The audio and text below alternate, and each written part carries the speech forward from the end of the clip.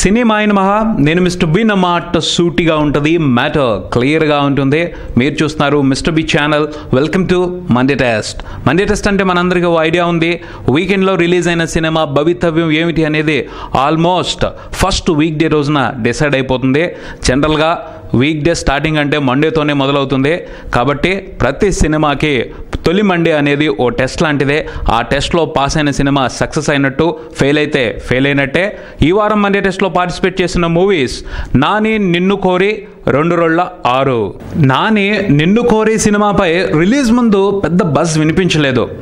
Class సినిమాలా కనిపిస్తుంది. ఏ centres నుంచి మంచి సపోర్ట్ ఉంటుంది కానీ బీసీ సెంటర్స్ నుంచి మోడరేట్ రెస్పాన్స్ ఉంటుందని అందరూ ఊహించారు. కానీ ఓపెనింగ్ డే రోజున కలెక్షన్స్ చూసి అందరూ సర్ప్రైజ్ అయ్యారు. రాకింగ్ కలెక్షన్స్ వచ్చాయి ఫస్ట్ డే నిన్ను కోరి సినిమాకి. ఈగా నాని కంప్లీట్ మూవీ కాదు, ఆ సినిమాకి సంబంధించిన మేజర్ క్రెడిట్ రాజమౌళికి వెళ్తుంది. కాబట్టి ఆ సినిమాని పక్కన పెట్టేసి చూస్తే నాని కెరియర్లోనే ది బెస్ట్ ఓపెనింగ్స్ ఈ సినిమాకి వచ్చాయి. నిన్ను కోరి మూవీ తొలి రోజున ప్రపంచవ్యాప్తంగా 6.5 కోటి షేర్ వసూలు చేసింది. అంటే సినిమాకి జరిగిన బిజినెస్లో 25% ఫస్ట్ రోజునే రికవరీ చేసేసింది. ఇది చిన్న విషయం కాదు. నాని అనే బ్రాండ్ వాల్యూని తెలియచేసే మ్యాటర్ అది. సినిమా బాగుంటే వెళ్దాం అనే సెక్షన్ ఒకటి ఉంటుంది.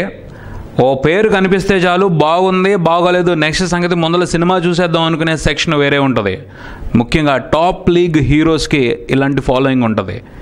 ఈ సినిమాతో ఒక విషయం అర్థమైంది, నాని రేంజ్ కూడా పెరిగింది అని. నిన్ను కోరి మూవీ ఫస్ట్ డే కలెక్షన్స్ ఒక విషయాన్నే క్లియర్గా స్పష్టం చేస్తున్నాయి. తెలుగు ఆడియన్స్ నానిని గట్టిగా నమ్ముతున్నారు. అతనున్న సినిమాకి వెళ్తే కంపల్సరీ ఎంటర్టైన్ అవుతాము అని. కేవలం ఆ నమ్మకమే బీసీ సెంటర్స్లో కూడా ఈ క్లాస్ సినిమాకి ఊహించని ఓపెనింగ్స్ని తెచ్చిపెట్టాయి. ఇది ఆహ్వానించదగ్గ పరిణామం. ఒకే తరహాలో కాకుండా ప్రతి సినిమాకి ఏదో ఒక ప్రత్యేకత ఉండేలా జాగ్రత్త పడుతున్న నానికి ఇది ఓ మంచి అవకాశం. తెలుసు నానిలో టాలెంట్కి కొదవలేదు, ఆ టాలెంట్కి పరీక్ష పెట్టే కథలను ఎంచుకోవాలి అంటూ ఉంటారు. తెలుగులో కమల్ హాసన్ లాంటి ఆర్టిస్ట్కి కొరత ఉంది అని, ఆ లోటుని నాని భర్తీ చేసే అవకాశం ఉంది అని ఊహించొచ్చు. ఈ నిన్ను కోరి మూవీ చాలా మంచి కథ, కానీ కథాగమనంలో కొన్ని పొరపాట్లు దొర్లాయి. అలాంటివి జరగకుండా నాని ముందు జాగ్రత్త తీసుకోవాలి. ఇక సినిమా కలెక్షన్ల విషయానికి వస్తే తొలి రోజున 6.5 కోటి షేర్ వసూలు చేసిన నిన్ను కోరి ఫస్ట్ వీకెండ్ కంప్లీట్ అయ్యేప్పటికీ అరౌండ్ 16 కోట్ల షేర్ వసూలు చేయటం విశేషం. సినిమాకి ప్రపంచవ్యాప్తంగా జరిగిన థియేట్రికల్ బిజినెస్ 20 కోట్లు. అలా చూసుకుంటే తొలి 3 రోజుల్లోనే డిస్ట్రిబ్యూటర్స్ ఈ సినిమా మీద పెట్టిన పెట్టుబడిలో 80% రికవరీ అయిపోయింది. ఆ పైన తొలి మండే రోజున సూపర్ హిట్ కలెక్షన్స్ నే బాక్స్ ఆఫీస్ దగ్గర స్కోర్ చేసి మండే టెస్ట్ లో కూడా సూపర్ గా పాస్ అయిపోయింది నిన్ను కోరి మూవీ. మండే రోజున వచ్చిన కలెక్షన్స్, మంగళవారం నాడు వచ్చిన కలెక్షన్స్ కలుపుకుంటే సినిమా అన్ని ఏరియాల్లోనూ దాదాపుగా బ్రేక్ ఈవెన్ పాయింట్ని రీచ్ అయిపోయింది. అంటే 6వ రోజు నుంచి వచ్చే కలెక్షన్లు సినిమాకి లాభాలన్నమాట. ఇక ఓవర్సీస్ ఆడియన్స్ నానిపై $1 మిలియన్ ప్రేమ కురిపించడం అనేది ఓ ఆనవాయితీ అయిపోయింది. నిన్ను కోరి మూవీ కూడా బుధవారం నాటి కలెక్షన్లతో $1 మిలియన్ క్లబ్లో జాయిన్ అవుతుంది.